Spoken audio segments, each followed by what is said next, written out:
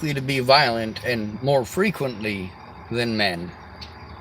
That's right. Women are more likely to be violent and more frequently than men. But if a man is beaten repeatedly over the course of a 60-year fucking marriage, slapped around, berated, treated like shit by his wife, really, how much of that should a man have to take before he's allowed to kill his wife?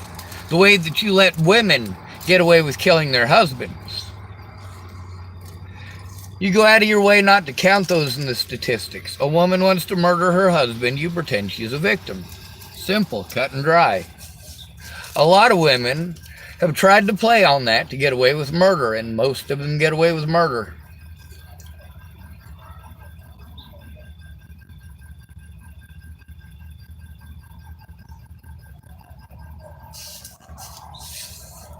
When Natalie's family, here's the thing. I contacted Rose M. Kelly once before Natalie was killed, to let her know that I was the guy who was outside of her house honking in Virginia in 2016. The people had been harming me for over a year, treating me like I was a child molester or a rapist.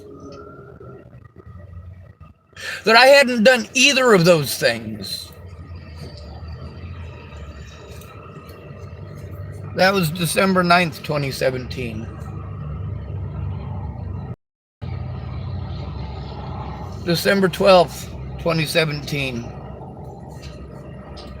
I didn't know how to take screenshots. So I went to the email that Natalie had sent about her dad. I told her I was going to retaliate, and I fucking did. You do not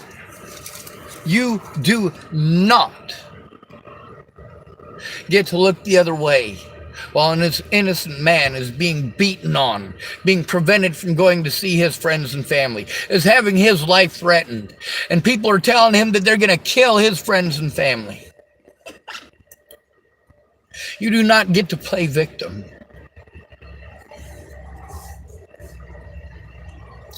I did not choose for Natalie Marie Bollinger to lie.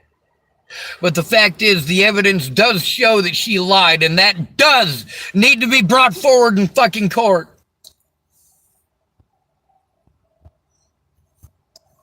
The evidence shows that Natalie Marie Bollinger lied because she was a fucking junkie who didn't want to get in trouble.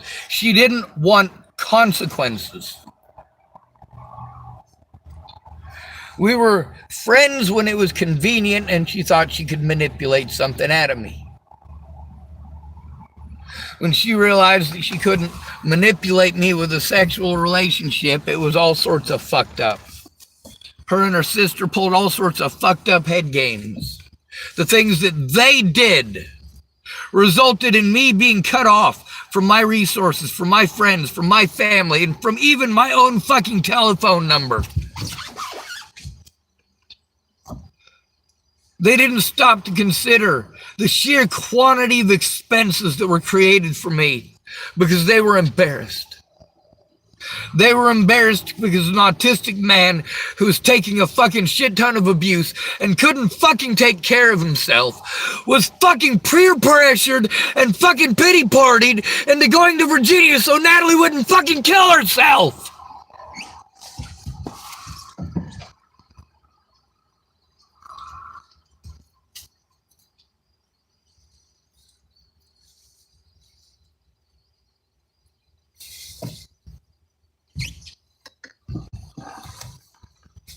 It is an emergency, and it needs to be treated like an emergency. It needed to be treated like an emergency 6 years ago. It needed to be treated like a fucking emergency when I was taken to the fucking emergency room, dehydrated as fuck, after going through fucking 5 days of fucking hell.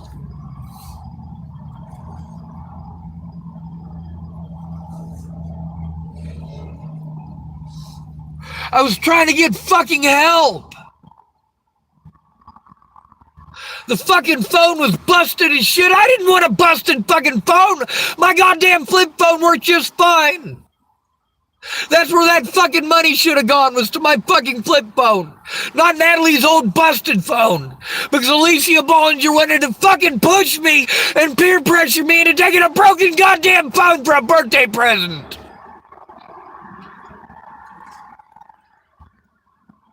That's right, all this stalker bullshit happened over a fucking birthday present.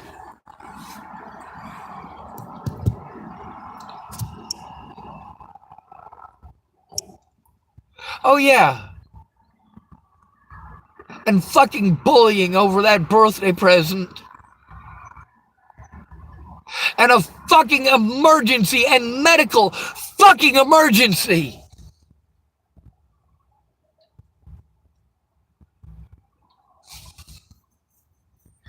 Jesus fucking Christ.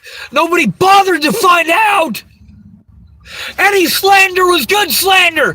Any excuse that you can make is an excuse to look the other way. Oh, some fucking heroin junkie lied. That's good enough. It must be true.